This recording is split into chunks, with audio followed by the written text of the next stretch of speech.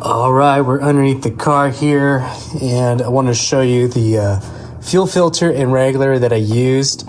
Again, this is from a C5, and the reason, again, just to remind everybody why I chose this one is because it has a return feed built into this fuel filter, and it also serves as a fuel regulator as well, set to 58 psi, which is perfect for EFI. And I ran those lines here along the side here. I still got those labeled there to make sure that I did not screw that up. And then it goes connected to those two bulkheads here around the side, so it makes it look pretty clean and kind of nice. Something I ran into here, I was out of fittings there, so I ended up using this, I think this is a 180 degree one. I should have used the 90 degree, but of course I ran out of patience, so I ended up using this one here, and I just looped the wire off the top, but it ended up working out well. Excuse the emergency brake line, the parking brake lines here.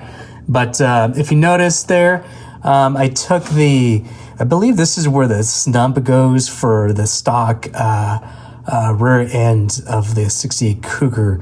I could be wrong here, but I believe there's a nub there for the not the independent, but the live axle to hit the top there. Could be wrong. Actually don't remember 100%, but I think that's what the case was there. So anyways, I clamped down the fuel line through there and ran it along here. So you can kind of see that it goes over. I put a temporary zip tie there just to illustrate, just to hold it in place if I'll put something else there.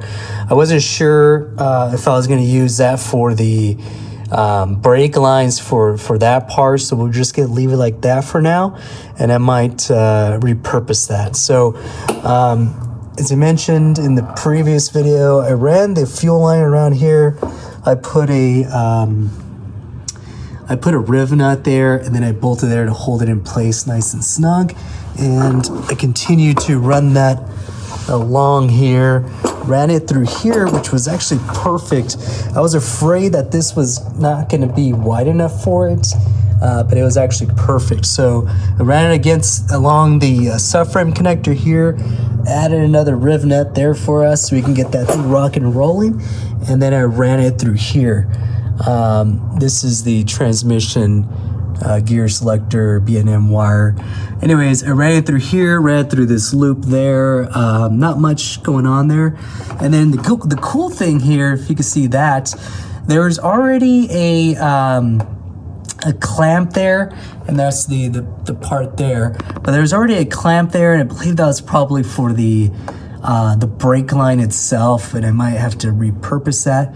But anyways, I reused it, and then it runs up through the tunnel there, and it comes out to the engine bay. So pretty sweet routing here, worked out pretty well.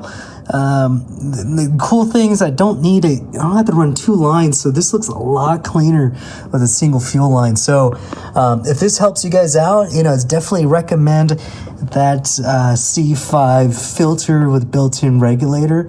So check that part out. But other than that, this is pretty much done.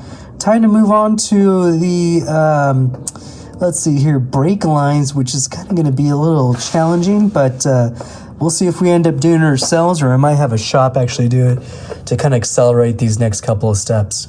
Anyways, hope you guys enjoyed.